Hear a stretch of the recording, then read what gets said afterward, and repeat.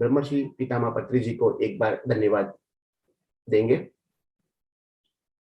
గత 2 రోజుల నుంచి ఒక విషయం మీద మనం చెప్పుకుంటున్నాం. पिछले 2 दिनों से हम एक विषय के ऊपर बात कर रहे थे। ఏమిటంటే పత్రి గారు ప్రతి ఒక్కరిని 3 మూఢనమ్మకాలు వదలాలి అని చెప్తున్నారు. और वो ये बात है कि ब्रह्मर्षि पितामह पत्री जी हमेशा हमें 3 तरह के अंधविश्वासों को दूर करने के लिए कहा है। ఎందుచేతనంటే ఈ మార్గంలోకి వచ్చిన వాడికి ఈ మూఢత్వం పోవాలి. क्योंकि यह मार्ग में जो भी आते हैं उनका यह अंधविश्वास दूर होना अति आवश्यक है। చేత దాని మీదే మనం చెప్పుకుంటున్నాం. इसीलिए हम उन्हीं बात के ऊपर आज यहाँ पे संदेश देंगे। అందులో మొట్టమొదటి మూఢనమ్మకం ఏమిటి అంటే విగ్రహమే దేవుడు అనే భావన. तो उनमें से वो पहला सब्जेक्ट ये है, मूर्ति ही भगवान है ऐसी भावना। ఇది చాలా మందికి అర్థం కాని విషయం. यह बात कई लोगों को समझ में नहीं आती है। అంచేత దాని మీదే మనం ఎక్కువ చెప్పుకుంటున్నాం. इसीलिए हम इसी विषय के ऊपर ज्यादा संदेश देने की प्रयास करेंगे। అంతేకాదు పత్రి గారు ఆయన ఒక పిరమిడ్ మాస్టర్లకి 18 ఆదర్శ సూత్రాలు ఇవ్వడం జరిగింది. इतना ही नहीं, पत्री जी ने सभी पिरामिड मास्टर्स को 18 प्रिंसिपल्स मतलब एक नियमावली बनाई है और जिनके अंदर ये सोसाइटी चल रही है। అందులో కూడా చాలా స్పష్టంగా చెప్పారు, విగ్రహారాధన వద్దు, సత్యారాధనే చెయ్యాలి అని. और उन 18 प्रिंसिपल्स के अंदर भी उन्होंने बहुत स्पष्ट तरीके से बताया है, विग्रह आराधना नहीं करनी चाहिए, सत्य आराधना ही करना है। అందుకోసమే దాని మీదే మనం ఎక్కువగా చెప్పుకుంటున్నాం. इसीलिए हम उसी विषय के ऊपर ज्यादा प्रवचन दे रहे हैं। ఇంచేతంటే ఎప్పుడైతే మనం ఈ విషయం చెప్పామో వెంటనే వాళ్ళు ఒక ప్రశ్న వేస్తారు. ఏమని వేస్తారు అంటే, మరి విగ్రహారాధన అవసరం లేకపోతే ఈ గుడులు ఇవన్నీ ఎందుకు నిర్మించబడ్డాయి, ఆ పెద్దలు ఈ గుళ్ళని ఎందుకు నిర్మించారు అనేటువంటి ప్రశ్న ఫస్ట్ వేస్తారు. जैसे ही हम मूर्ति में भगवान नहीं होने की बात करते हैं, इस अंधविश्वास को छोड़ने की बात करते हैं, तुरंत ही वो हमें सवाल करने लगते हैं। तो हमारे पूर्वजों ने आदि अनादि कालों से जो मंदिर बनाए हैं वो क्यों बनाए हैं, और वो भी हमारे पूर्वजों की जो परंपरा जो आज तक आ रही है उसे हम करने में हमें क्या बाधा है। इस तरह की सवाल हमको पूछते रहते हैं। అంచేత దాని గురించే మనం తెలుసుకుంటున్నాం. इसीलिए हम उसी विषय के ऊपर अभी हम आपको बताएंगे। మనం నిన్నటి రోజున తెలుసుకున్నాం, ఈ మందిరాలు ఈ గుళ్ళు పూర్వపు పెద్దలు ఒక ఉద్దేశంతో కట్టారని చెప్పి నిన్న మనం తెలుసుకున్నాం.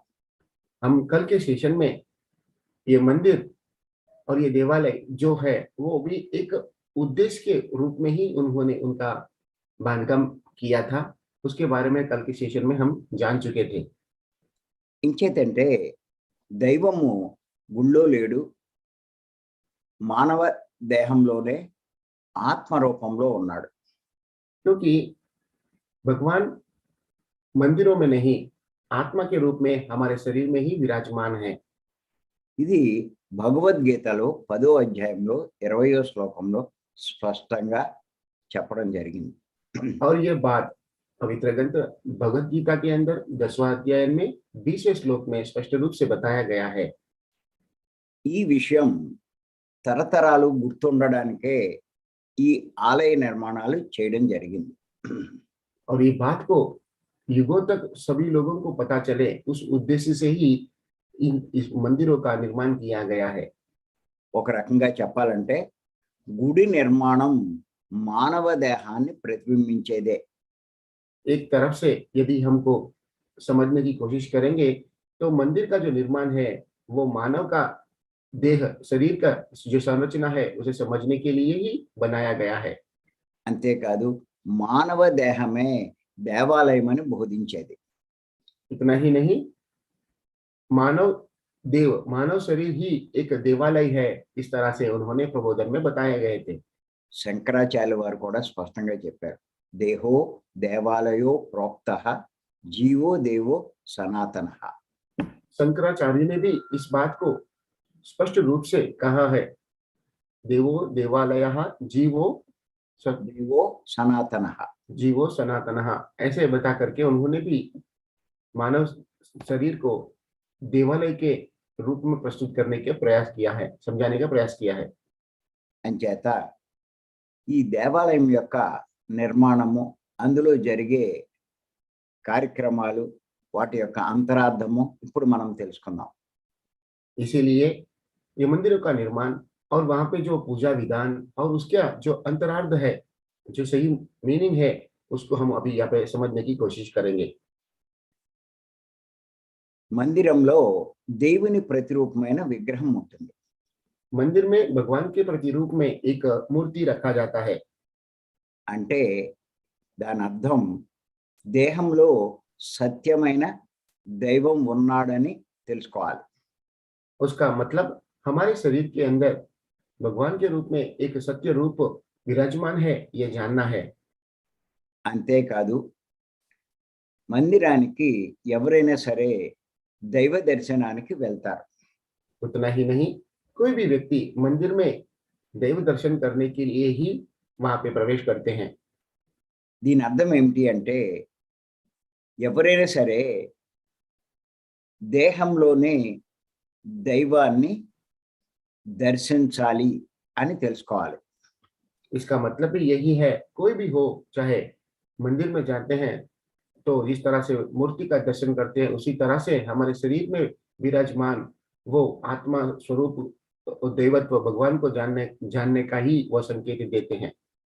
మందిరానికి వెళ్ళిన వాడు ముందు బయట దుమ్ముతో ఉండేటువంటి చెప్పులు వదిలేస్తారు. मंदिर में प्रवेश करने से पहले हम हमारे जो मलिन जूते होते हैं, जो मिट्टी विट्टी लगी रहती है, उन जूतों को मंदिर के जो मुख्य द्वार है उसे पहले ही हम छोड़ देते हैं। దీని అర్థం ఏమిటి అంటే దైవాన్ని దర్శించాలనుకున్నవాడు, తనలో ఉన్నటువంటి దైవాన్ని దర్శించాలనుకున్నవాడు ముందు తన మనసులో పేరుకుపోయిన దుమ్ము లాంటి అరిషడ్ వర్గాలను వదిలించుకోవాలి. इसका तात्पर्य यह है कि जो भी हमारे भीतर भगवान विराजमान है, यदि उनको जानना है तो हमारे अंदर जो धूल मिट्टी लगी है, जो अरषड वर्ग जो कहते हैं, उनको छोड़ना अनिवार्य है। అరిషడ్ వర్గాలు అంటే కామ, క్రోధ, లోభ, మోహ, మద, మాత్సర్యాలు. अरषड वर्ग मतलब काम, क्रोध, मद, मोह, लोभ, मत्सर्यालु, इस तरह की 6 तरह की जो बुरी आदतें हैं उनको छोड़ना है। उनका प्रतिरूप में ही हम चप्पल मंदिर के बाहर छोड़ते हैं। మళ్ళీ ఇంకొకసారి చెప్తున్నాను నేను. కామము, हम फिर से बताते हैं एक बार, काम, క్రోధము, क्रोध, లోభము, लोभ, మోహము, मोह, మదము, मद, మాత్సర్యం. मात्सर्य। దైవాన్ని దర్శించాలనుకున్నవాడు వీటన్నిటినీ అదుపులో ఉంచుకోవాలి, పూర్తిగా తొలగించుకోవాలి. जो व्यक्ति दैवत्व को प्राप्त करना चाहते हैं, वो इन 6 बातों को पूरी तरह से छोड़ना होगा और ये बात स्पष्ट रूप से उन्हें समझना ही होगा। అంతేకాదు తర్వాత ఏం చేస్తామంటే ఆ మందిరం చుట్టూ 3 సార్లు ప్రదర్శన చేస్తాం. तत्पश्चात हम मंदिर के अंदर प्रवेश करने के बाद उस मंदिर का जो गर्भगृह है उसका 3 बार हम बाहर से प्रदक्षिणा करते हैं। దీని అర్థం ఏమిటి అంటే ప్రతి ఒక్కరూ దైవాన్ని దర్శించాలనుకునే ప్రతి ఒక్కరూ తమలో ఉన్నటువంటి 3 రకాల గుణాలు, అవేమిటి అంటే తమో గుణము, రజో గుణము, సత్వ గుణము, వీటిని అధిగమించాలి.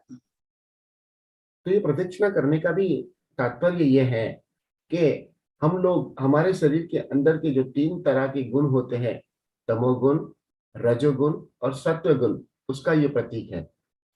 ఇది భగవద్గీతలో కూడా చెప్పబడింది. यह बात भगवत गीता में भी बताया गया है। ఏమిటంటే ఆ శ్లోకం, త్రైగుణ్య విషయ వేద నిశ్చయ గుణ్యో భవార్జున. वो श्लोक जो इस तरह से है, जो गुरु जी बताए हैं। ఏమిటి అంటే ఈ మూడు గుణాలని అధిగమించాలని చాలా స్పష్టంగా భగవద్గీతలో చెప్పడం జరిగింది. वो इस तरह, उनका तात्पर्य इस तरह से है कि हम इस तरह की ये तीन गुणों को पूरी तरह से उनके ऊपर विजय प्राप्त करना जरूरी है। ఇంకేతంటే భగవంతుడు నిర్గుణుడు. क्योंकि भगवान निर्गुण है। నువ్వు ఈ మూడు గుణాల్లో ఉంటే భగవంతుణ్ణి దర్శించలేవు. यदि आप इन तीनों गुणों में रहोगे तो आप भगवान को कभी कभी भी दर्शन नहीं कर सकते। అంచేత ఎవడైనా సరే ఈ మూడు గుణాలని అధిగమించాలి. इसीलिए चाहे वो कोई भी हो, वो इस तरह की ये तीन गुणों को पूरी तरह से त्यागना ही होगा। ఆ మూడు గుణాలు అధిగమించే మార్గమే ఇప్పుడు మనం చేసే పత్రి గారు మనకు అందించినటువంటి ఈ శ్వాస మీద ధ్యాస. वो तीन गुणों को पूरी तरह से त्याग करने के लिए ही ब्रह्मर्षि पितामह पत्री जी ने हमको जो मार्ग दिया है, वो है श्वास के ऊपर ध्यान केंद्रित करने वाला ध्यान साधना। ఈ ధ్యానం మనం కనుక బాగా చేసినట్లయితే మెల్లిమెల్లిగా మన మనసు శుద్ధమవుతుంది.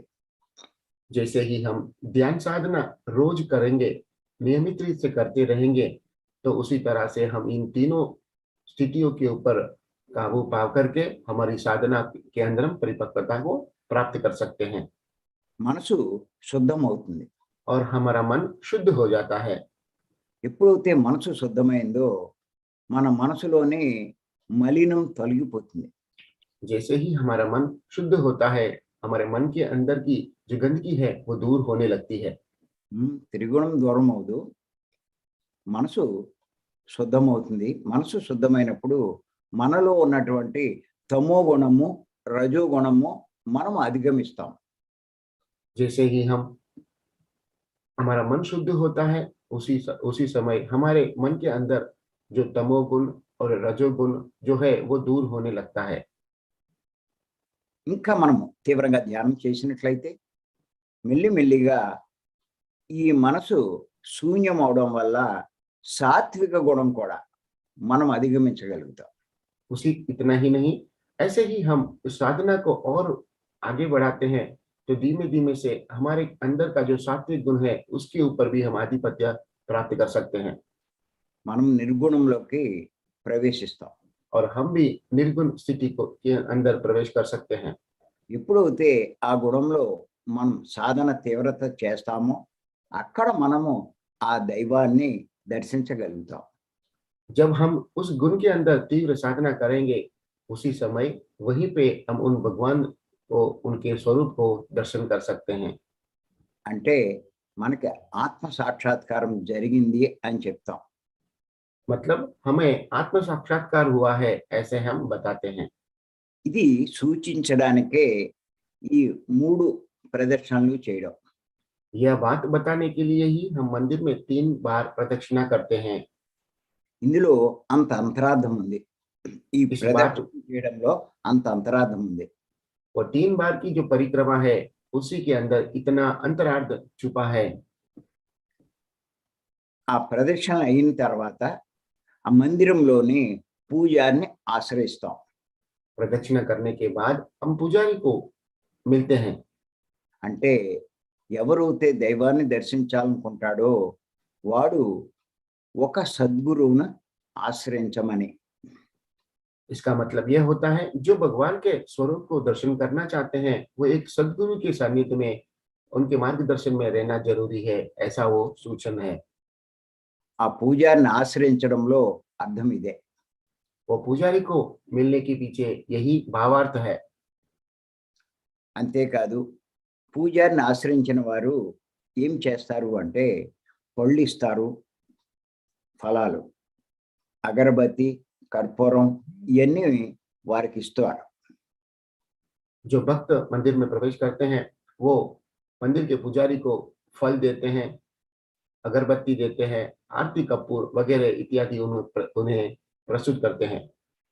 అప్పుడు ఆ పూజారి ఏం చేస్తారంటే ఆ ఇచ్చిన కొబ్బరి పగలగొడతాడు. तब वो पुजारी हमारी द्वारा दिया गया, अर्पित किया गया वो नारियल को फोड़ते हैं। అంతేకాదు దానికున్న ఆ ఒక్క పిలక పగలగొట్టిన తర్వాత ఆ కొబ్బరికాయకు ఉన్నటువంటి ఒక్క పిలక తొలగిస్తాడు. उतना ही नहीं, वो श्रीफल फोड़ने के बाद में उसे हम एक तरह का जो चोटी होती है उसे भी निकाल देते हैं। దీని అర్థం ఏమిటి అంటే నువ్వెప్పుడైతే గురువుని ఆశ్రయిస్తావో గురువు మొదట నీలోని అహంకారం తొలగించే ప్రయత్నం చేస్తాడు. इसका तात्पर्य यह है, जैसे ही आप सदगुरु को प्राप्त करते हैं, उनका मार्गदर्शन प्राप्त करने के लिए वहां पे जाते हैं, तो सबसे पहले वह आपके अहंकार को पूरी तरह से निकालने का प्रयास करते हैं।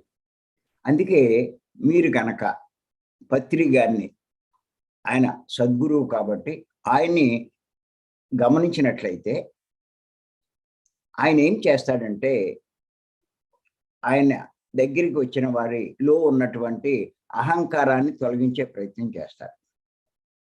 हम जब भी हमारे सदगुरु पत्री जी को मिलते हैं, क्योंकि वो आज के युग में एक अच्छे सदगुरु के रूप में विराजमान है, जब हम उनको मिलते हैं तो सबसे पहले वो हमारे अंदर विराजमान वो अहंकार को निकालने का प्रयत्न करते हैं। ఎందుకంటే మన అందరిలోనూ ప్రతి ఒక్కరిలోనూ రకరకాలుగా ఉంటుంది ఈ అహంకారం. क्योंकि हम में ही, हम सब में किसी न किसी रूप में अहंकार कहीं न कहीं विराजमान है। కొంతమందిలో ధనం ఉందనే అహంకారం, कुछ लोगों में उनके पास जो धन है उसका अहंकार होता है। కొంతమంది నాకెంత పలుకుబడి ఉందనే అహంకారం, कुछ लोग हमारी जो नाम कीर्ति है उनका अहंकार, నాకు ఇంత బలగం ఉందనే అహంకారం, कुछ लोग हमारे पास जो हमारे समाज का और हम का जो पीढ़ी है वो उनका अहंकार होता है। నాకు అన్నీ తెలుసుననే అహంకారం, मैं सब जानता हूँ इस तरह का अहंकार, నాకు ఎంతో జ్ఞానం ఉందనే అహంకారం, मुझ में बहुत ज्ञान है उस तरह का अहंकार। ఇలా రకరకాలుగా అహంకారం ఉంటుంది. इस तरह के अनेक प्रकार के अहंकार हमारे अंदर मौजूद रहते हैं। ఎవరిలో అయితే ఏమాత్రం అహంకారం ఉన్నా వాడు దైవాన్ని దర్శించలేడు. यदि किसी में भी किसी भी तरह का अहंकार उपस्थित है तो वो कभी भी दैवत्व को, दैव स्वरूप को दर्शन नहीं कर सकते हैं। అంచేత ఆ గురువులు ఏం చేస్తారంటే వాళ్ళకి తెలుస్తుంది ఎవరిలో అహంకారం ఉందో ఎవరిలో అహంకారం లేదో అన్న విషయం వాళ్ళకి తెలుస్తుంది. అంచేత వాళ్ళు మొట్టమొదట ఏం చేస్తారు అంటే వారిలోని అహంకారం తొలగించే ప్రయత్నమే చేస్తారు.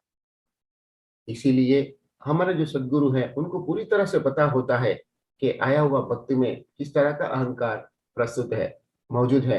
तो वो सबसे पहले हमारा वही अहंकार को दूर करने के लिए हमें प्रबोधन देते हैं और प्रयत्न करते हैं। అందుకే పత్రి గారు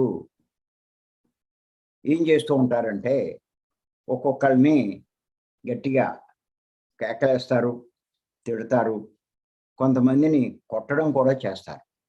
इसीलिए पत्री जी कभी कभी उन तरह के अहंकार को दूर करने के लिए कुछ कुछ लोगों के ऊपर जोर से बोल के उनको समझाते हैं, किसी के ऊपर क्रोधित होते हैं, कभी कभी तो उनके शिष्यों को शिक्षा भी देने का प्रयास करते हैं।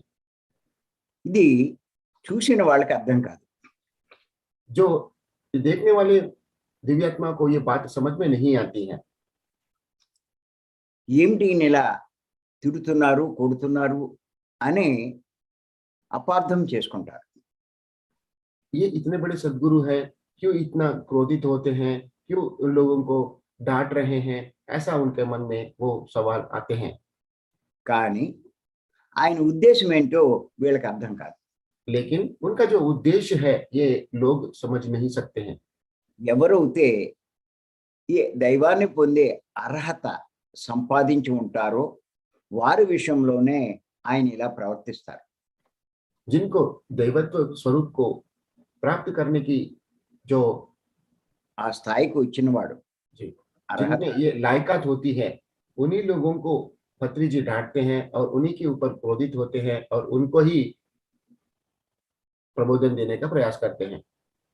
అంతేగాని అందరినీ ఆయన తిట్టరు. इतना ही है, लेकिन वो हर किसी के साथ में इस तरह का व्यवहार नहीं करते हैं। అంచేత ఆయన చేసే ఫస్ట్ పని ఏమిటి అంటే ఇతరులో ఉన్నటువంటి అహంకారాన్ని తొలగించడమే.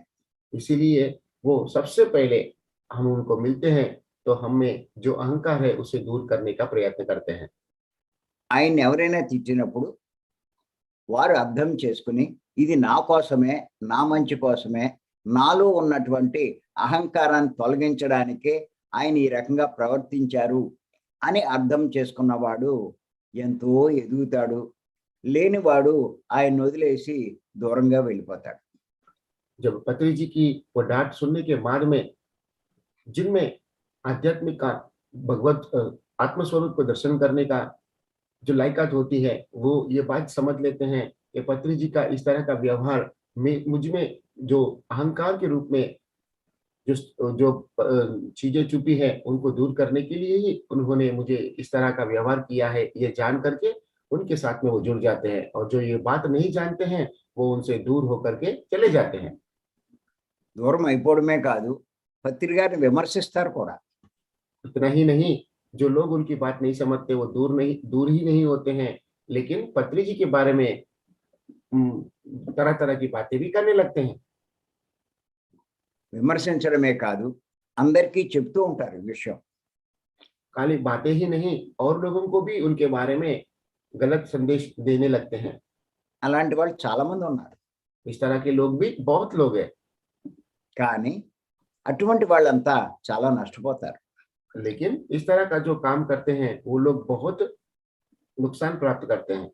కానీ ఎవరైతే ఆయన తిట్టినా కూడా ఆయన్నే అంటుపెట్టుకుని ఉంటారో ఖచ్చితంగా వాళ్ళు ఎంతో జ్ఞానాన్ని సంపాదిస్తారు.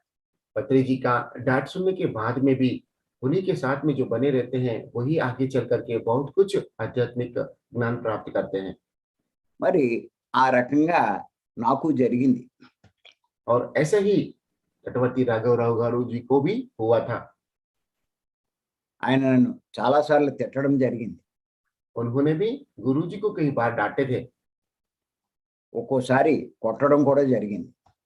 कभी कभी तो उन्होंने गुरु जी को मारा भी था।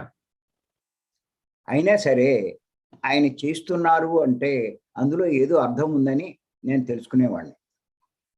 उन्होंने मेरे साथ में जो व्यवहार किया उससे मैंने ये जान लिया, हाँ इसके अंदर भी कोई ना कोई गर्भ सत्य होगा, गर्भी संदेश होगा, ऐसा जान करके मैं उनका साथ रहा।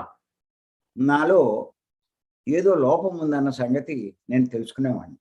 मुझ में भी कुछ तरह की गलती होगी, ये मैं उस समय जान लिया था దాన్ని సరి చేసుకునేవాడిని. और मैं उस चीज को ठीक करने का प्रयास किया था। ఆ రకంగా మరి నేను ఈ స్థాయికి రావడం జరిగింది. इस तरह से मैं इस स्थिति तक पहुंच चुका हूँ। ఆయన ఏం చేసినా ఆయన్ని వదిలేవాడిని కాదు. वो कुछ भी करे मैं उनको कभी छोड़ने का विचार भी मन में नहीं लाता था। ఎంచేతంటే అపార జ్ఞాన సంపన్నుడు పత్రిజీ. क्योंकि अपार ज्ञान संपदा जिनके पास है वही पत्री जी है। అటువంటి వారిని ఆశ్రయిస్తేనే ఎవరికైనా ఆత్మజ్ఞానం అన్నది అందుతుంది. ऐसे आत्मज्ञान जिनके पास है उस तरह के सद्गुरु का आश्रय जो लोग लेते हैं उनको ही वो आत्मज्ञान प्राप्त होता है। అందుకే నేను ఆయన వదిలేవాడిని కాదు. इसीलिए मैंने उनको नहीं छोड़ा। దానివల్లనే నేను ఈ 18 సంవత్సరాల నుంచి ఆయన సమక్షంలో ఉండడం వల్ల ఈ స్థాయికి నేను రాగలిగాను. इसीलिए मैं पिछले 18 साल से उनके साथ में रहने की वजह से ही मैं आज ये स्थिति तक पहुंच चुका हूँ। అంచేత ఏ గురువైనా సరే తన్ను జ్ఞానం కోసం ఆశ్రయించడానికి వచ్చిన శిష్యుడిని ఏం చేస్తారు అంటే వారిలో ఉన్న అహంకారం తొలగించే ప్రయత్నం చేస్తారు. इसीलिए कोई भी सद्गुरु सबसे पहले उनके पास जो शिष्य आते हैं उनका अंदर जो छुपा हुआ अहंकार को दूर करने का ही प्रयास करते हैं। అందుకే మందిరంలోనికి ప్రవేశించిన తర్వాత పూజారి ముందు ఆ కొబ్బరిని పగలగొడతాడు. इसी तरह इसका ही प्रति स्वरूप में हम जब मंदिर में प्रवेश करते हैं तो पुजारी सबसे पहले वो श्रीफल को फोड़ने का प्रयत्न करते हैं। అంతేకాదు కొబ్బరికాయ పగలగొట్టిన తర్వాత ఆ ఒక చెప్పకు ఉన్నటువంటి చిన్న పిలకను కూడా తొలగిస్తాడు. जब वो पुजारी उस श्रीफल को फोड़ने के बाद में जो उनके जो टुकड़े दो टुकड़े होते हैं उनमें से एक टुकड़े की जो चोटी होती है उसे भी निकालने का प्रयत्न करते हैं। దాని అర్థం ఏమిటి అంటే మనము అన్ని కోరికలు వదిలేసి భగవంతుని దర్శించాలనే మనము నిర్ణయించుకున్నప్పుడు ఆ గురువుని ఆశ్రయించినప్పుడు చివరకు ఆ భగవంతుని దర్శించాలనే ఆ ఒక్క కోరిక కూడా వదిలేయాలి. उसका तात्पर्य यह है कि जब हम सभी तरह के इच्छाओं को त्याग करके जब हमको वहां पे जाते हैं तो वो भगवान को भी दर्शन करने की जो इच्छा होती है वो एक इच्छा भी वहां पे छोड़ने का ही ये प्रति स्वरूप में वो श्रीफल का आधा टुकड़ा का जो छोटी होती है उसे भी वो निकालते हैं। అది ఆ ఒక్క కోరిక కూడా వదలాలని చెప్పడమే ఆ పిలక తొలగించే దానికి అర్థం. तो भगवान को दर्शन करने का वो एकमात्र इच्छा को भी त्यागने का ही संकेत के रूप में वो श्रीफल के ऊपर लगी हुई वो चोटी को निकालने का प्रयत्न करते हैं। మీరు చూడండి కొబ్బరి సమర్పించేటప్పుడు చుట్టూ ఉన్నటువంటి పీచంతా తీసేస్తాం మనం. आपने देखा होगा नारियल को जब फोड़ने से पहले उस नारियल के आवरण के बाद में जो जो पदार्थ होते हैं उसे हम पहले निकाल देते हैं, కానీ ఒక పిలక ఉంచుతాం. लेकिन उसको एक छोटी हम छोड़ देते हैं। దీని అర్థం నీ కోరికలన్నీ వదలాలి, అప్పుడే నువ్వు దైవాన్ని దర్శించగలవు అని చెప్పడం. वो नारियल के बाहर का जो आवरण है उसे निकालने का तात्पर्य यह है कि आपके अंदर की सारी इच्छाओं को छोड़ना है, तभी ही आप दैवत्व को प्राप्त कर सकते हो, ये संकेत होता है। నీ కోరికలన్నీ వదిలి ఒక్క కోరికతోటే వెళ్తావు. आप अपनी सारी इच्छाओं को छोड़ करके एकमात्र इच्छा के साथ में ही मंदिर के अंदर प्रवेश करते हो దైవాన్ని దర్శించాలని. और वो दैवत्व को दर्शन करने की इच्छा। తర్వాత ఆ ఒక్క కోరిక కూడా వదిలేయాలి. और वहां पे जाने के बाद में वो एक जो आपकी इच्छा है उसको भी यहीं पे छोड़ना पड़ता है, అప్పుడే నువ్వు ఆ దైవాన్ని దర్శించగలవు. तब ही हम वो दैवत्व को दर्शन कर सकते हैं। ఈ విషయంలో ఓషో మహాశయుడు ఒక కథ చెప్పడం జరిగింది. इसी बात को समझाने के लिए ओशो महाशय ने भी एक कथा प्रस्तुत किया है। చెప్పమంటారా? ये सर सुनना चाहोगे ना?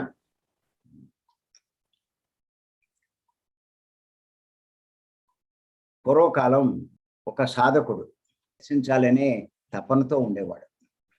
पूर्व काल में एक साधक भगवान को दर्शन करने की साधना करने में व्यस्त रहते थे వాడు హిమాలయాల్లో సాధన చేస్తున్నాడు. और वे हिमालय में जाकर के साधना करते थे। చేస్తూ ఉంటే కానీ భగవంతుడి దర్శనం అయ్యేది కాదు. उनके साधना के पश्चात भी भगवान का दर्शन नहीं हुआ था, కానీ ఆ భగవంతుని దర్శించాలనే తపన వాడిలో ఎక్కువైపోయింది. लेकिन वो भगवान को दर्शन करने की जो उनके अंदर जो जिज्ञासा था वो और प्रबल होने लगा था। అప్పుడు వాడు అందరిని అడిగేవాడు, तब वो औरों को पूछते रहते थे, నాకు ఆ దైవాన్ని దర్శించాలని ఉంది, నాకు మార్గాన్ని చూపించండి, నేను ఎవరిని పట్టుకోవాలి, ఏం చేయాలో చెప్పమని అడిగేవాడు. वो सभी लोगों को जो भी उनके समक्ष में आते थे उनको पूछते थे, मुझे दैवत्व को दर्शन करना है, मुझे भगवान को प्राप्त करना है, वो कैसे होते हैं और उस साधना को मैं किस तरह उन्हें मैं किस तरह से प्राप्त करूं, ऐसा जो भी उनको मिलते हैं वो सबको वो पूछते रहते थे। ఇలా అడుగుతూ ఉంటే ఒక ఆయన చెప్పాడు. ఏమని చెప్పాడంటే, హిమాలయాల్లో ఫలానా ప్రదేశంలో ఒక ఆయన ఉన్నాడు, ఆయన్ని కనుక నువ్వు ఆశ్రయిస్తే నువ్వు ఖచ్చితంగా నీ కోరిక నెరవేరుతుంది అని చెప్పాడు. इस तरह से पूछते हुए एक उनके मित्र ने उनको कहा कि आप हिमालय में एक जगह पे एक महानुभाव है, आप उनके पास जाओगे तो वो आपको वो मार्ग बताएंगे। అప్పుడు వాడు ఎంతో ఆశతో ఆయన చెప్పిన మార్గం వైపు పయనించాడు. तब वो साधक उनकी बात सुनकर के प्रसन्न होकर के उस मार्ग के ऊपर चलने लगा। ఆయన రోజుల తరబడి అలాగే ప్రయాణం చేశాడు. वो कई दिनों तक उसी मार्ग के ऊपर प्रयाण करते रहे। కానీ వాడి దగ్గర ఉన్న ఆహారం అయిపోయింది, అన్నీ అయిపోయినాయి. उसी दौरान उनके पास जो खाने के पदार्थ लाए थे, भोजन था, वो पूरा खलास हो चुका था। ఇంకా ప్రయాణం చేస్తూ ఉంటే వాడి శక్తి కూడా సన్నగిల్లిపోయింది. इसी तरह से प्रयाण करते करते उनके शरीर के अंदर जो बची ऊर्जा थी वो भी पूरी हो गई थी। అయినా సరే పట్టు వదలకుండా వెళ్ళడం మొదలెట్టాడు. फिर भी उन्होंने अपने मार्ग के ऊपर चलना नहीं छोड़ा। చివరికి వాడు నడవలేని స్థితికి వచ్చాడు. अंत में वो चलने लायक भी नहीं था, उस स्थिति तक पहुंच गया था ఇంకా నడవలేక కింద పడిపోయాడు. और वो आगे नहीं चल पाए और नीचे गिर गए। అప్పుడు అతనికి ఆ కనుచూపు మేరలో ఒక చిన్న గుడిసె, పాడు పడిపోయినటువంటి గుడిసె కనిపించింది. तब उन्होंने देखा तो पास ही में निकट में एक छोटी सी, पूरी तरह से जिनकी हालत खराब है, ऐसी एक झोपड़ी उनको नजर आया। ఆయన అనుకున్నాడు, అందులోనే నేను అనుకునే ఆ గురువు ఉండొచ్చు అనుకున్నాడు. तब भी उनको ऐसा प्रतीत हुआ कि उस झोपड़ी में ही उनको जो गुरु का आश्रय लेना था, वो गुरु उसी में होंगे, ऐसा उनको भाव प्रकट हुआ था। అప్పుడు కష్టపడి నడవలేకపోయినా పాకుకుంటూ అక్కడికి వెళ్ళాడు. उस परिस्थिति में, वो चलने की स्थिति में ना होने के बावजूद भी रेंगते हुए उस झोपड़ी तक वो पहुंच गए थे। మెల్లిమెల్లిగా ఆ గుడిసెని చేరుకున్నాడు. और इस तरह से धीमे धीमे वो झोपड़ी तक वो पहुंच गए थे। ఆ గుడిసె లోపలికి తల పెట్టాడు. वो झोपड़ी के अंदर जैसे ही उनका सर को आगे बढ़ाए ఆ గుడిసె లోపల చూశాడు. और उस झोपड़ी के अंदर उन्होंने देखा, కానీ అందులో ఏమీ లేదు. वहां पे कुछ भी नहीं था, ఎవరూ లేరు. कोई भी नहीं था। వాడికి చాలా నిరాశ కలిగింది. और उनको वहां पे बहुत निराशा ही प्राप्त हुआ। వెంటనే అలా కింద పడిపోయాడు. तुरंत ही वहां पे वो नीचे गिर जाते हैं। ఎంతలో ఏమైందంటే ఏదో అక్కడ శబ్దమైంది. इतने में एक चीज हुआ और वहां पे थोड़ी सी आवाज आई। ఒక ముసలివాడి మాటలు వినిపించినాయి. एक वृद्ध आदमी की कुछ बातें वहां पे सुनाई दे रहे थे। ఆయన ఏమన్నాడంటే, ఏం నాయనా, నువ్వు అనుకున్నది నీకు లభించిందా అని అడిగాడు. उनकी बात कुछ इस तरह से थे, क्या हुआ बेटा, आपको जो चाहिए वो आपको प्राप्त हुआ क्या? అప్పుడు ఈయన అన్నాడు, ఏమన్నాడంటే ము అని అన్నాడు. तब उन्होंने अपने मुंह से एक स्वर निकाला था, हाँ करके बताए थे। అంటే వీడు అనుకున్నది లభించింది అని చెప్పి వీడు ము అని చెప్పడం జరిగింది. मतलब वो साधक जो चीज को प्रयाण करके प्राप्त करना चाहते हैं वो उनको मिला, ऐसा वो शब्द के जरिए उनका भाव प्रकट किया था। అసలు మరి ఇంతకాలము ప్రయత్నం చేస్తే లభించింది ఆ క్షణంలో ఎందుకు లభించింది? तो यहाँ पे एक सवाल मन में आता है कि इतने दिनों से जो प्रयाण करके जिसकी खोज में वो थे वो नहीं मिला, तो उसी क्षण में उनको वो चीज कैसे मिला? ये एक सवाल यहाँ पे जन्म लेता है। అక్కడ ఏం జరిగిందంటే ఇంతకాలము వాడు ఆ దైవాన్ని దర్శించాలి అనేటువంటి ఆ ఒక్క కోరికతోటే పైన ప్రయాణం చేశాడు.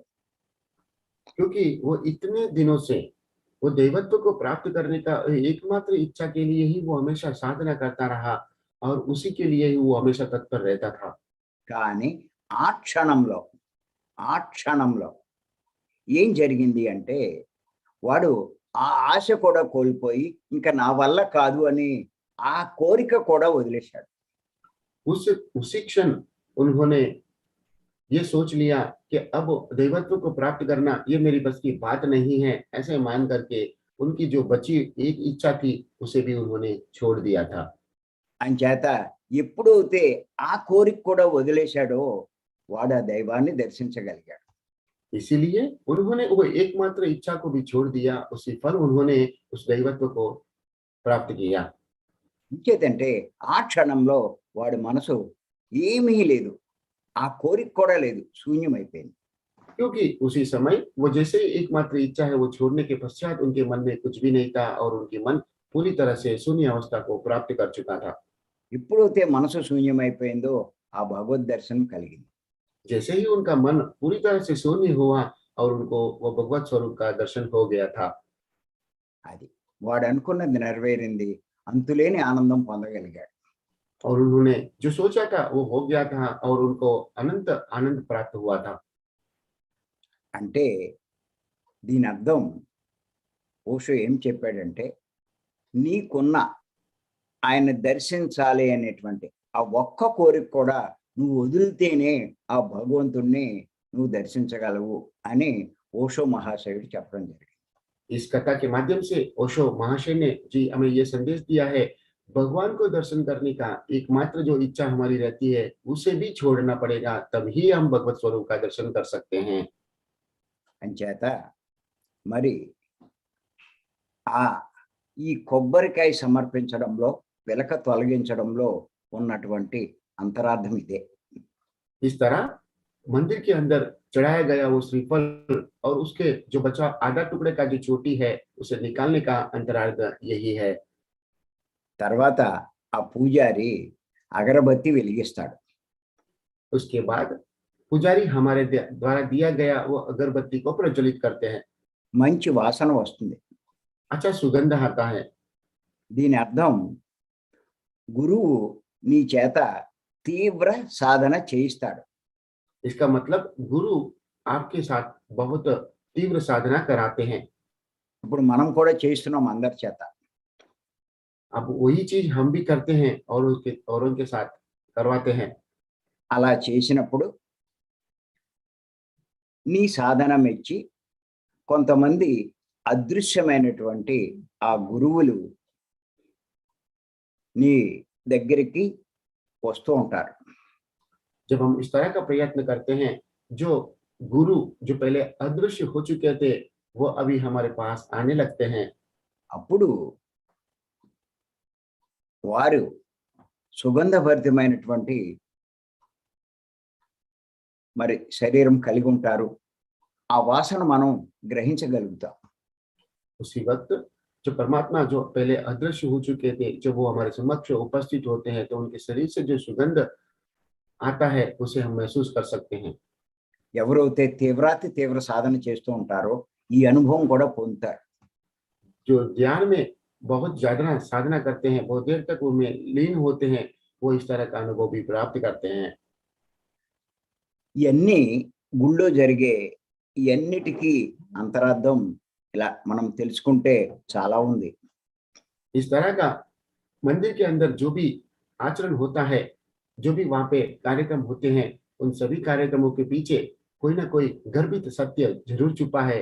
हम उसको जानेंगे तो समय भी काफी व्यतीत होगा। అది అంచేత ఏమిటి అంటే ఇవన్నీ కూడా మనం తెలుసుకోవాలి. మందిరంలో జరిగే ప్రతి పనికి ఒక అంతరార్థం ఉంది. इस तरह से हम मंदिर के अंदर होने वाली वो सारी प्रोसेस गतिविधि और जो कार्यक्रम होते हैं उन सभी कार्यक्रम के पीछे कोई ना कोई गर्भित सत्य होता है। ये सारी बातें हम तो जान लेनी चाहिए। అంచేత దాని అంతరార్థం తెలుసుకోవాలి. అది ఆచారంగా చేయడం కాదు. वहां का वहां के आचरण के अंदर जो अंतरार्थ है, जो सत्य है, उसको जानने के प्रयास करना चाहिए। हमें वहाँ के जो आचरण है, मंदिर के अंदर जो हम काम कार्य करते हैं, उस कार्य के ऊपर प्राधान्यता ना दे करके उनकी सत्य को जान करके हमारे जीवन में उतारने की आवश्यकता है। నువ్వు ఆచరిస్తే నీకు తృప్తి మాత్రమే వస్తుంది. यदि मंदिर में जाकर के इस तरह के कार्यक्रम करते हैं तो हमें थोड़ी सी तृप्ति ही मिलती है। అంతరార్థం తెలుసుకుని దానికి అనుగుణంగా సాధన చేస్తే నీకు ముక్తే లభిస్తుంది.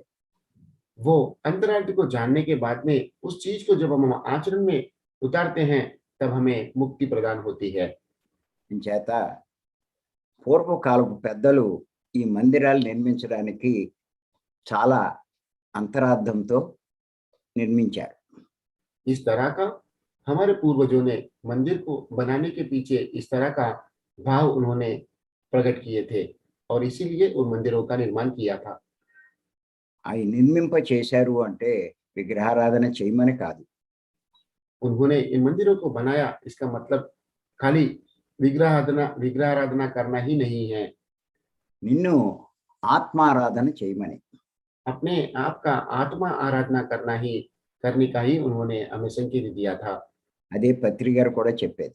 और यही बात पत्री जी भी हमें बताते रहते हैं। అంచేత ఈ విషయాలు తెలుసుకుని మనం కూడా పత్రి గారు చెప్పినటువంటి ఈ శ్వాస మీద ధ్యాస ద్వారా ఆత్మారాధన చేద్దాం. इसीलिए पत्री जी के द्वारा बताया गया वो जो रास्ता है, श्वास के ऊपर ध्यान केंद्रित करने का, उसी मार्ग के ऊपर चलने का हम प्रयत्न करेंगे। మనం రేపు మరికొన్ని విషయాలు మందిరంలో జరిగేటువంటి ఆచారాలకి అంతరార్థాలు రేపు తెలుసుకుందాం. बाकी मंदिर के अंदर जो आचरण होता है, उसके पीछे जो गर्भित सत्य है, उसके बारे में हम कल के सेशन में जानेंगे। ఈ అవకాశం ఇచ్చిన మీ అందరికీ నేను ధన్యవాదాలు చెప్తున్నాను. हमें यह सेशन लेने के लिए जो का मौका आपने दिया है और यहाँ पे आप उपस्थित है, इसीलिए आप सबका हम धन्यवाद करते हैं। Thank you, thank you, thank you. धन्यवाद, धन्यवाद, धन्यवाद। Chiranjeevi, yes sir. హిందీ మాట్లాడేవాడిని, ఏమైనా అడుగుతారేమో, అభిప్రాయాలు చెప్తారేమో.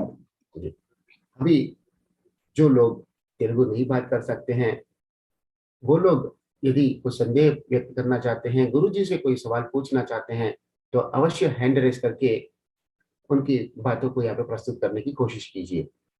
హిందీలోనే మాట్లాడాలి. హ్యాండ్ हिंदी రైజ్ में अभी जो समय है वो सिर्फ हिंदी भाषियों के लिए है और जो भी बात करेंगे वो सिर्फ हिंदी में बात करेंगे। మణి వేమల. तो सबसे पहले मणि जी को मौका दिया जा रहा है। मणि जी। तटवर्ती सर और चिरंजीव सर को मेरा आत्म प्रणाम। Sorry sir. सर बहुत खुशी हो रही है, जो मंदिर के पीछे एक अंधविश्वास था, मुझ में भी बहुत था सर। ये बहुत खुशी हो रही है कि ये जो अंधविश्वास है जगह जगह में पहुंचना है करके। सर का ये बहुत अच्छा संकल्प है कि सभी जगह ये पहुंच रहा है। बहुत खुशी हो रही सर, जो प्रदक्षिणा के बारे में बताए हो बहुत अच्छा लगा, और जो सुगंध के बारे में बताए हैं, अगरबत्ती के बारे में, उसका भी अंतरार्थ हमें पता चला। और आचरण के पीछे जो अंतरार्थ है उसका अच्छा विवरण बहुत अच्छा कर रहे सर। सर का ये जो ज्ञान है सभी तक हर जगह पहुंच रहा है। बहुत खुशी हो रही है सर। और मुझमें भी, मैं भी बहुत ध्यान करती थी, लेकिन मंदिर जाती थी, भजन भी करती थी, लेकिन उसके जो तटवर्ती सर क्लास में जब सुनी तो उसके पीछे जो अंतरार्थ मुझे पहचानी, तब मैं थोड़ा कम कर दी, थोड़ा नहीं बहुत ही कम कर दी। अब उसका जगह मैं कल तो उत्तर द्वार का दर्शन था, सुबह चले जाते थे हम लोग 5 बजे दर्शन करने, लेकिन अब हम लोग ऐसे हो गए कि 4 बजे बैठ जाते हैं ध्यान में, हमारे अंतर जाने के लिए। बहुत अच्छा sir, thank you so much sir, जो मेरे को ये अवसर दिए। Thank you so much. Sir next. Okay, next Gita ji. Madam hello, yes नमस्कार सर। नमस्ते मैडम। चिरंजीवी सर, आप नमस्ते। तटवर्ती सर, दोनों को मेरा आत्मवंदन। मैं बहुत मंदिर जाती थी, मेरे घर के पास में ही मंदिर है। आज भी ऐसा मन लगता है कि मंदिर जाऊं, लेकिन मंदिर जाके अभी मालूम पड़ा क्या करना चाहिए। वहां बैठ के मैं ध्यान करूंगी, लेकिन पूजा पाठ में भी थोड़ा मैं भाग ले सकती हूँ ना, थोड़ा तो कर सकती हूँ ना सर। సార్ మేడం ఏం అడుగుతున్నాను అంటే నేను ఈ రోజు ఈ సెషన్ అటెండ్ అయిన తర్వాత ఇక్కడ మందిరంలో జరిగే ఆచరణ గురించి దాని భావార్థం గురించి తెలుసుకున్నాను. నేను ధ్యానం బాగానే చేస్తున్నాను. ఈ రోజు కూడా మందిరం వెళ్ళాలనుకున్నాను. మరి ఈ రోజు నేను మందిరానికి వెళ్ళవచ్చా అని అడుగుతున్నారు. మందిరానికి వెళ్ళి ధ్యానం చేయమని. गीता जी आपके लिए ये संदेश है, आप मंदिर जा सकते हो लेकिन वहां पे जाकर के ध्यान करेंगे. जरूर करूंगी सर, जरूर। और आज के 2 बात आपने बताई, श्रीफल के बारे में और ओशो जी की स्टोरी के बारे में, बहुत बहुत अच्छा लगा। बहुत कुछ समझा, बहुत कुछ ज्ञान मिला। मैं यही प्रयास करूंगी कि ये जो बात आपने आज बताई श्रीफल के बारे में, मंदिर में प्रदर्शन करने के बारे में और ओशो जी की स्टोरी, मैं और लोगों को जरूर बताऊंगी। इतना दिन मैं अज्ञान में थी, अभी थोड़ा थोड़ा ज्ञान में आ गई हूँ। Thank you, thank you, thank you, thank you sir. చెప్పండి ఏమన్నారో చెప్పండి. సార్ ఆమె చెప్పారు, మనము కొబ్బరికాయ పగలగొట్టి దాంట్లో ఉన్న ఒక భావార్థాన్ని మీరు చెప్పారు, అది నాకు అర్థమైపోయింది. మందిరంలోకి వెళ్ళిన తర్వాత ప్రదక్షిణ ఎందుకు చేస్తామో అది నాకు అర్థమైపోయింది. సో నాలో ఉన్న మూఢనమ్మకాన్ని నేను చిన్న చిన్నగా దూరం చేసుకుంటాను. ఇంతే కాకుండా శంకరాచార్యుల ఓషో రజనీష్ వారి మీరు కథ చెప్పారు చూడు, ఆ కథ గురించి నాకు చాలా బాగా అర్థమైపోయింది. ఈ విషయాన్ని నాకు తెలిసిన వారందరికీ కూడా నేను చెప్తాను అని చెప్తుంది సార్. మేడం చిన్న ప్రశ్న అడగండి. Yes sir. దేవుడు ఎవరు అని అడగండి. गीता जी, गुरु जी आपको ये सवाल पूछ रहे हैं, भगवान कौन है? भगवान अब भी मालूम पड़ा आपने, हमारे अंदर ही है, लेकिन हमारे पिता पेरेंट्स और उनके पेरेंट्स यही बताया कि मंदिर में जाओ, पूजा पाठ करो, श्लोक बताओ, सब श्लोक बाय हार्ट है। अभी ऐसा लगता है कि वो श्लोक मैं करूं, उस रिसाइट करूं या ना करूं, मुझे ये डाउट है जरा। ఆమె ఏమంటుంది, మందిరం భగవంతుడు మనలోనే ఉన్నారనే విషయం తెలుసుకున్నాము, కానీ మన పూర్వీకులు చెప్పారు కదా మందిరం వెళ్ళమని, దేవుడు అక్కడ ఉంటాడని కొన్ని శ్లోకాలు చెప్పారు కదా, మరి ఆ శ్లోకాలపై నేను కొంచెం తీవ్రంగా పరిశోధించి దాంట్లో ఉన్న విషయాన్ని తెలుసుకున్న తర్వాత నేను ఈ విషయాన్ని దూరం చేసుకుంటానని చెప్తుంది. పెద్దలకి ఈ జ్ఞానం లేదు, ఈ ఆత్మ జ్ఞానం, భగవంతుని సంబంధించిన జ్ఞానం లేదు. అది పత్రి గారి వల్ల ఇప్పుడు మనం తెలుసుకోగలిగాం. గురుజీ కా ये कहना है, మన పెద్దలకి ఆ రకంగానే చెప్తారు. हमारे जो पूर्विक है, जो हमारे जो परिवार के जो मुख्य लोग हैं, वो हमको इस तरह की बातें इसलिए कहते हैं क्योंकि उनके पास आत्मज्ञान नहीं था. पत्री जी ने जो हमें जो संदेश दिया, जो गर्भित सत्य बताया, ये सत्य उन तक नहीं पहुंची थी, इसीलिए उनके आगे उनको जो बात बताई गई थी वही परंपरा यहाँ पे अंधश्रद्धा के रूप में यहाँ तक हम तक पहुंचा है. और यह बात पत्री जी के आने के बाद में लोग धीमे धीमे से अब समझने लग रहे हैं. ठीक है, thank you, thank you, thank you sir, thank you, समझ में आई. Thank you ma'am. Gita madam. Yes sir, yes sir. From where you are? I'm from Mumbai. I'm from Mumbai, Dadar. Dadar. Yes, proper Dadar, Mumbai. Thank you. Thank you sir, thank you, thank you, thank you. Atmavandan sir, thank you. Thank you ma'am. और कोई दिव्यात्मा जो हिंदी बात कर सकते हैं और वो तेलुगु नहीं है, वो अपना संदेश प्रस्तुत कर सकते हैं. यस, जया परमा जी अपने आप को अनम्यूट करेंगे.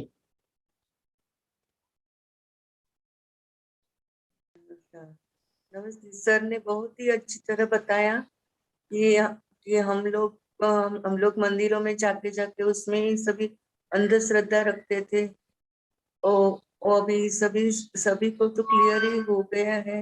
सभी बहुत ही अच्छी तरह बताया. बहुत ही नमस्ते सर. Namaste, namaste madam. हाँ नमस्ते.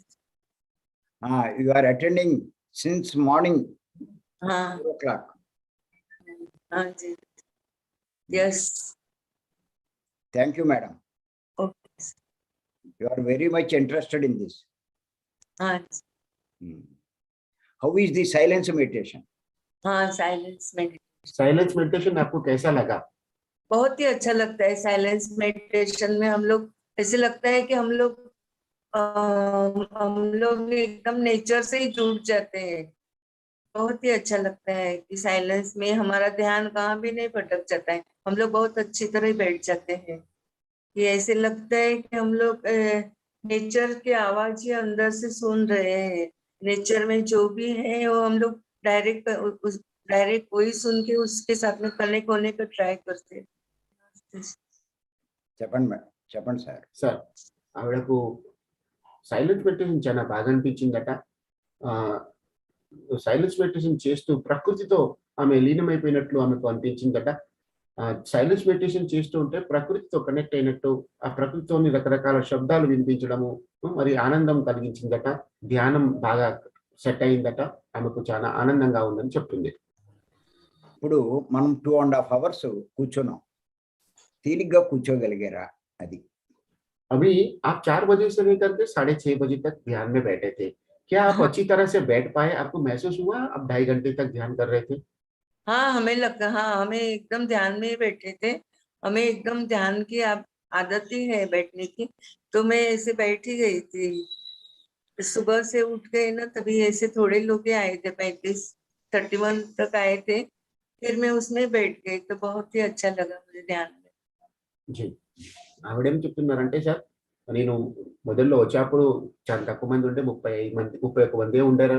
అప్పుడే నేను వచ్చాను, నేను కూర్చున్నాను. అప్పటి నుండి నేను ధ్యానం చేశాను. నాకు ధ్యానం బాగా సెట్ అయింది. నాకు చాలా ఆనందంగా అనిపిస్తుందని చెప్తున్నారు. Thank you madam. Thank you ma'am.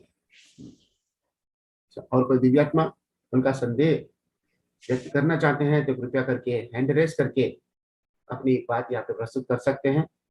जब गुरुजी हमारे सामने ज्ञान का भंडार लेकर के उपस्थित है तो उनका लाभ हमें लेना चाहिए, कोई संदेह ना करें. यदि किसी को कोई संदेह नहीं है तो हम यह हिंदी सेशन को यहाँ पे समाप्त करने की घोषणा करते हैं. Thank you. थैंक यू, धन्यवाद सबको.